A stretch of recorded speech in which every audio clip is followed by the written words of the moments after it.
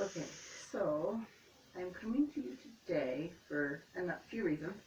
Um, One is I'm recording this video for a friend who was going through some stuff on her own, and we've kind of reconnected.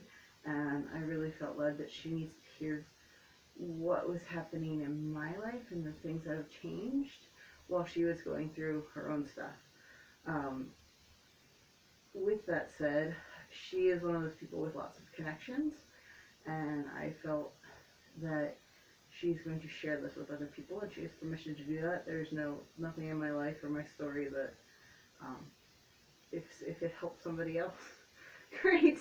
Um, uh, if um, Anyways, I'm not good at this. I don't like doing things like this. It's weird and awkward. So forgive me and bear with me as I go through this. um, so one, it's for my friend, and two, it's to be shared. Um, and whatever that looks like, I'm I'm just doing what God told me to do. Ah, so my story. I was working in the beginning of 2020. I was working at my local Head Start, and we went on break for spring break as though nothing happened. We were preparing to come back to school, and with COVID, we never came back. Um, I would watch the news, I'd do some research, and it would drive me to the point of depression. And I really haven't dealt with depression in over 2 years after a surgery. My Prior to that, my depression and emotions were like roller coaster ride. Post surgery for the past 2 years, it was really nice and smooth. It was amazing. Um, and I started kicking back into this depression, and I went, what on earth is this? I would literally do media blackouts because I couldn't handle it. Um, Nothing, no Facebook, no nothing at all. My husband would just barely keep me informed because it just sent me into a tailspin of anger and depression, and it was a yucky place. Um, and as we figured out work, I work with toddlers, and we had to come up with lesson plans for toddlers, and that was interesting. But anyway, so I'd keep myself busy, I'd keep working, I'd keep moving. And then I also had a Bible study group that said, hey, let's do this Zoom Bible study group. And it was on the book of Matthew, and it was just that. It was going through the book of Matthew, chapter by chapter, and praying and seeking and see what God has to tell you. Um, and I think that was kind of the key to what it kind of unlocked a lot of stuff um, that happened through the rest of the summer and the rest of the year, and kind of broke some of the chains that just held me like, um, and it's good. It's good, and I hope that it can help somebody else unlock stuff that's going on in their own lives. Um, so on this roller coaster ride, working from home, in and out of depression, and I remember asking God, and I have to back this up just a little. So my dad, I grew up with an end times guy in in the 90s, and as a teenager, that's fun, let me tell you. Um, so I grew up with a lot of the end time stuff. It was just pounded into me, and there's times and things that I understood, but I always kind of left it as like, hey, whatever. Um, and I also fought very hard against my calling because I saw it manifested in my dad and how he dealt with it, and I wanted nothing to do with that. And I went, God, yeah, new, just new. Um, and I fought with this all of my life. I know what my giftings are in the spirit, but I fought them for a long, long time. Um, and so thus some of the depression. Um, but I very distinctly remember praying in the beginning of COVID, going, okay, God, what is this? And I had to back that up. My dad was a Y2K guy. Like, we were stocked, prepared, ready for the world to end. It didn't. And here we are today. Um, so, know that. I'm not this, like, go prep and blah. Don't care. You do what God tells you to do, and that's between you and God. That's not my place. I remember 9/11 happening and praying, God, what is this? And he said, and I very distinctly remember him saying, this is a birth pain. This is, and there's scripture to back all that up, but this is a birth pain. This is still something, like, we're not in the end times yet. We're not there. I'm not coming back yet, but this is a birth pain. This is something to say, hey, pay attention. But, it's the time's not ripe yet. And so those were two little instances. And then I remember praying during COVID, and I said, okay, God, what's this? And he said, yes. And I went, wait, what? What do you mean, yes? And the impression that I was given is,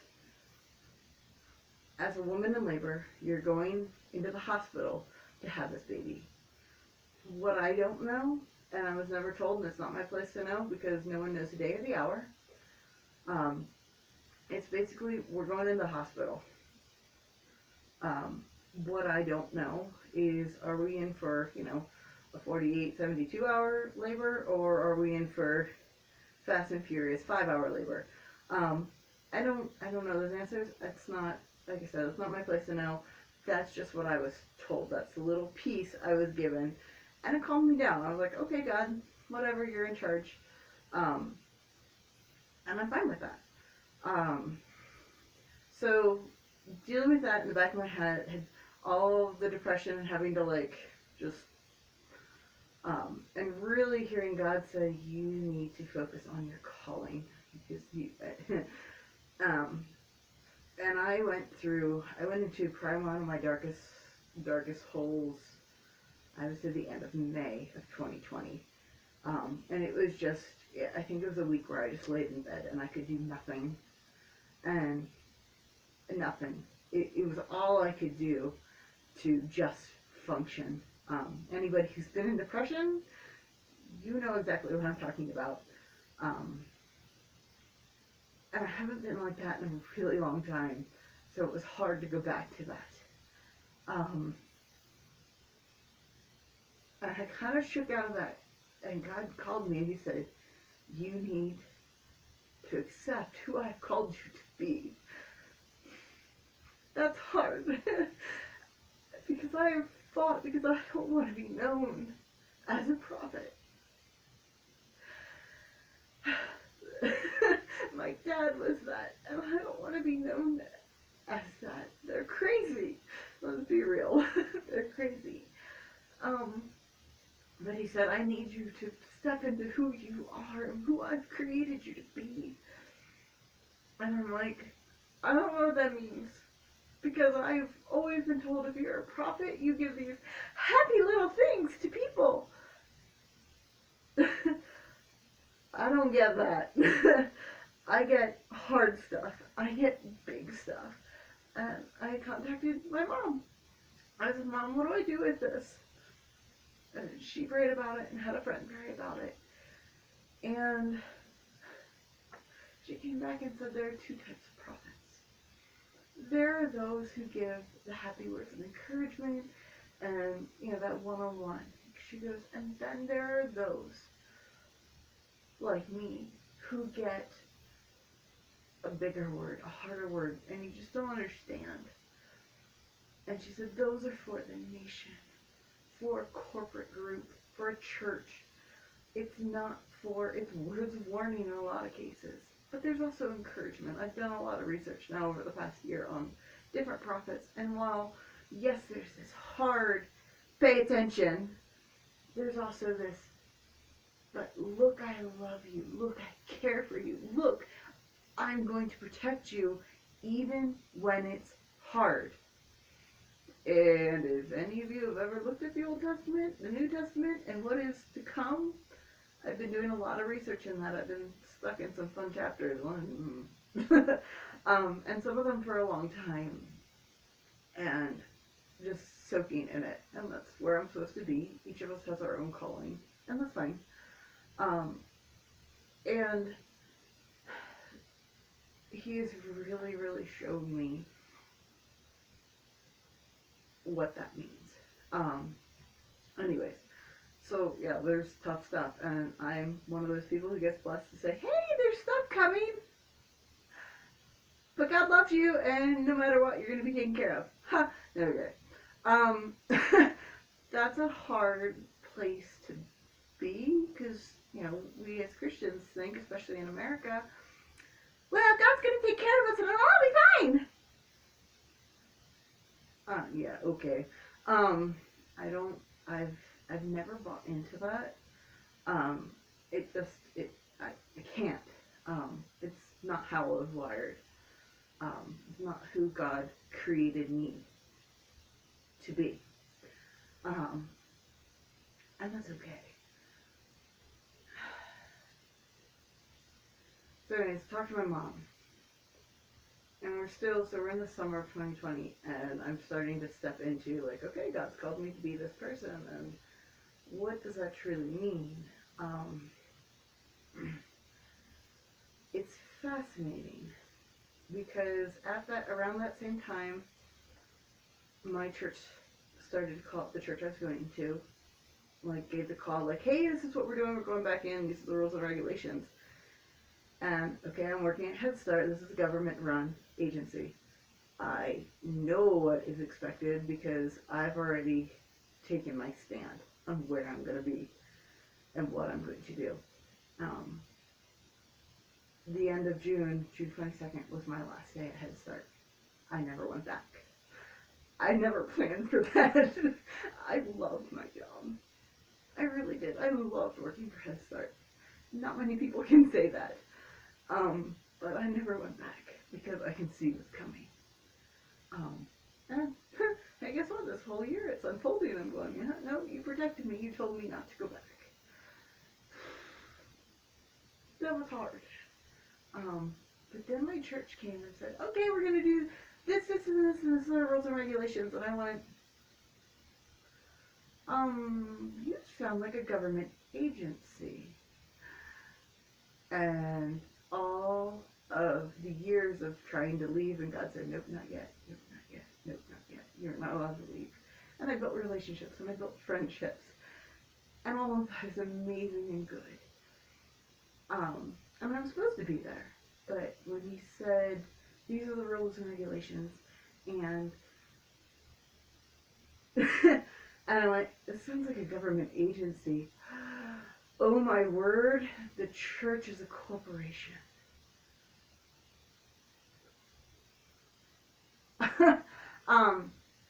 That was mind-blowing.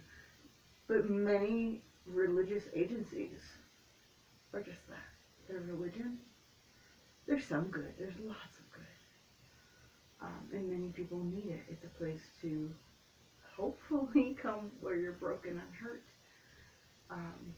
But God said, no, this is what you have struggled against for so long. Because my relationship with Jesus is just that. Between God and me. And let me remind you, I'm reading Matthew. Did I mention I'm still reading Matthew through all of this? Go do that. That's really fun. And do it with open eyes, because when you stop and read and go, oh, some of these scriptures that we spout at the church weren't meant for Jesus' people. They were meant for the religious leaders. Think about that for a minute. Do it. Just go read and do that. That's been eye-opening and shocking. I grew up in the church. And to sit and go, okay, cool. But yeah, Jesus said, bring to me the children. This is what I want you to be like, this little child. Did I mention my job? I work with little children. I see that unfold in real life. So, running through leaving my church, and I said, so what's next? And God's like, you're going to do a home church. And I went, wait, what? Come again? He went, I'm nobody. People who know me, I'm happy. I love little things. I'm a little life. Um, that's just it. Nothing crazy, nothing exciting. I have a simple life, and that's fine. I kind of fought on that one for a while too, by the way. And slowly he brought me people, and what does that look like? And it is. It's just that. It's people coming together and hearing, listening to what God has to say. We open up our Bibles, and we pray. That's what church is. And that's where I stand on that. So, now I have left my job. I've left my church. We're in the middle of COVID. And I'm kind of going, oh, and all I can do is just rely on God. And He's saying, okay, are you ready? Are you ready? Are you ready? Are you ready to learn what it means to be a prophet? And I'm like, nope. But He had me write. He woke me up. I don't remember when, but it was after all of this at some point in the middle of summer. I switched jobs. I went back to my old job, and then I left work for spring break in March, and I did not go back to a job until August, with a place that I'd worked for before, and she knew my stance on everything, and I held to it. I have held to that stance, my stand on certain things, I have held the entire time, have not wavered, period. And believe me, that's by the grace of God. Anyways, and he woke me up in the middle of the morning, which, okay, those who know me, I wake up at 3 a.m. I set my alarm. I've given up, that's part of my life, and I give up. But this was a wake up before that. It was a wake up of, I need you to get up, get up. I mean, he literally said, awake, awake, awake, get out of bed, I need to tell you something. So I got up, and I started typing, and I will link that here as to what I typed. Where I'll just, and the big thing he really showed to me, it was in Jeremiah 29:11. For I know the plans I have for you, says the Lord. They are plans for good, not disaster. They are a plan for future, not hope, and a hope.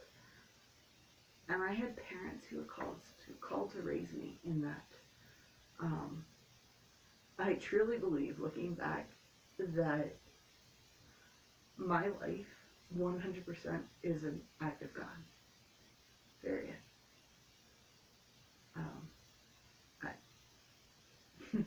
100% act of God.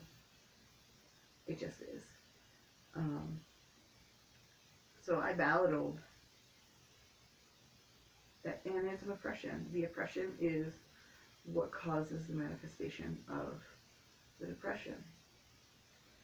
And as I learned about this and I prayed about it and seeked and I wrote this and I finally it was like chains falling off of freedom.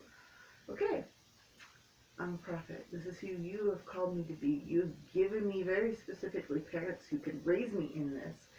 And even now, just nurture me in this. And God's like, okay, are you ready? So here I am. I don't have any crazy words of wisdom or peril.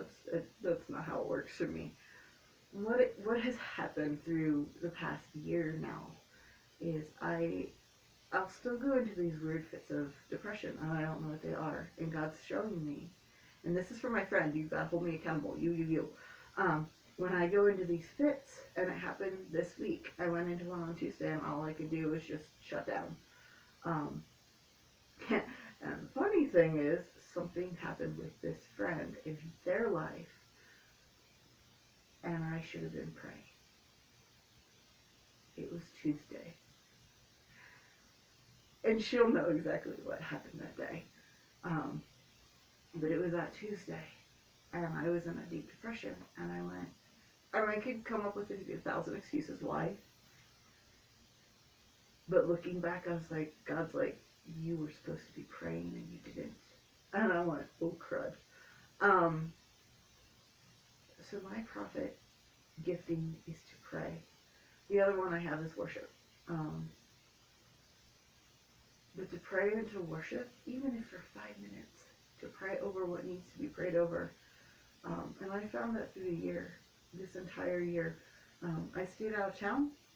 I wanted nothing to do with it. I did long stitches of new media, couldn't handle it. As I was kind of like learning and growing into this calling and exactly what does that look like.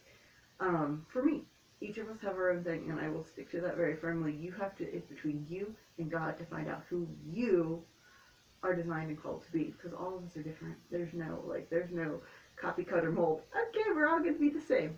Doesn't work. So I've done this a few times where I just get this. It's an anxiety, and if you're part of the world, you need drugs for that. No, this is an anxiety that rises up in front of me. It's like it's a fear almost of, and I'm learning what that means in me.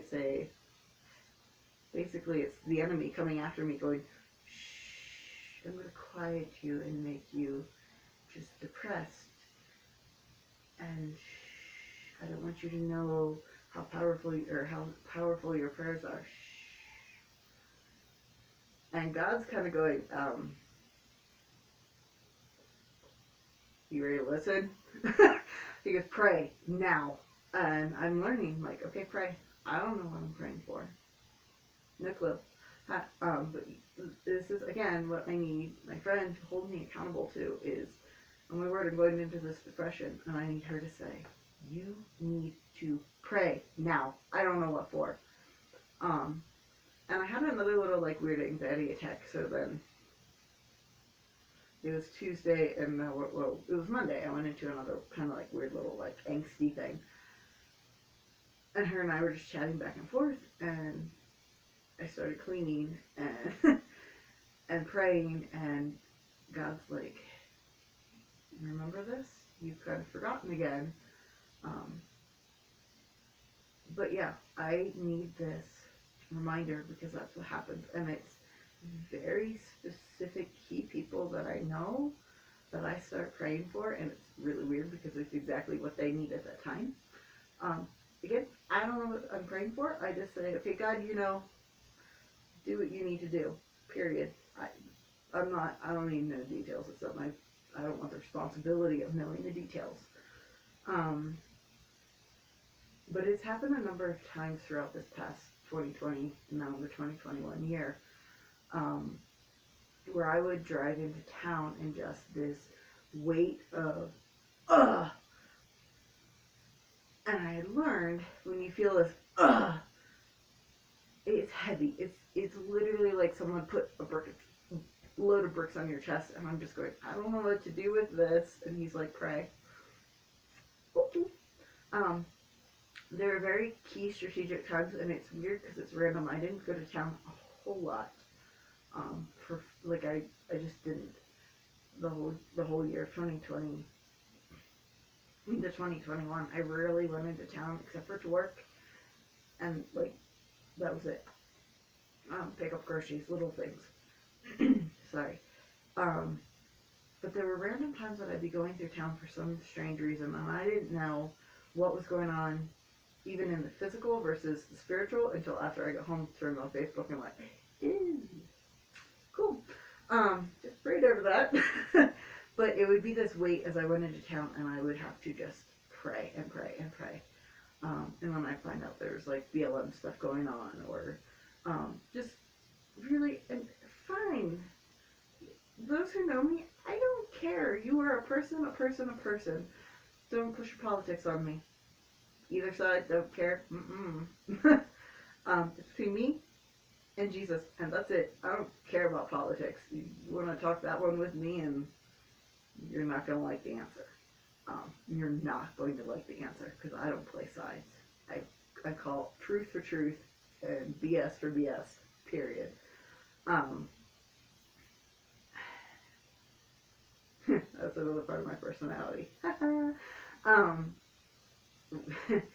So I'd go and I'd pray. I'd be working in my garden or taking a walk and just have this like, God, who am I supposed to be? And I just sit and pray. And eventually I get a text saying, hey, I need prayer today. I was like, oh, hey, I already did that. It's cool. It's fun when you're actually walking in that spot. Um, it's really interesting. It's an interesting place to be. Um, and so for my friend, you need to hold me accountable because had I known, well, you didn't even know Tuesday what was going on that day until later, but had I realized what was going on and what I was being called, I should have been doing and praying instead of allowing myself to become depressed. Um, it's not helpful for anybody. It's really not helpful for me because then I don't, it's a waste of a day. Let's be real. It's a waste of a day. And I get it, and I know that we all need it from time to time just to shut down, but that wasn't a good one, and I should have been praying, and I'm sorry for that.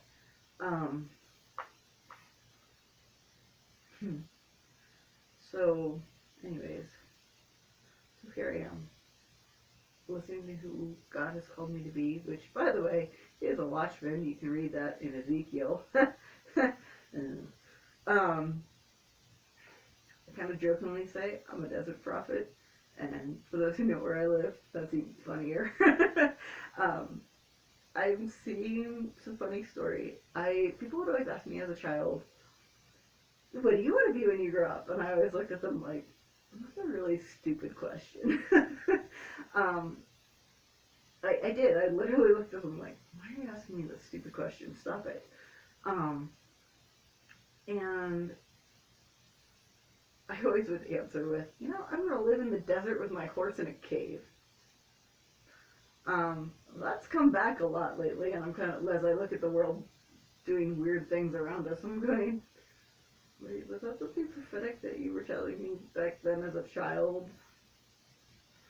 And there are strange things like that I am seeing, I'm able to go back and look and go, did you tell me that as a kid and I just didn't pay attention?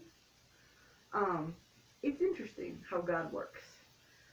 If you don't have a faith with Him and that relationship with Him, let's talk, because I don't know anything else.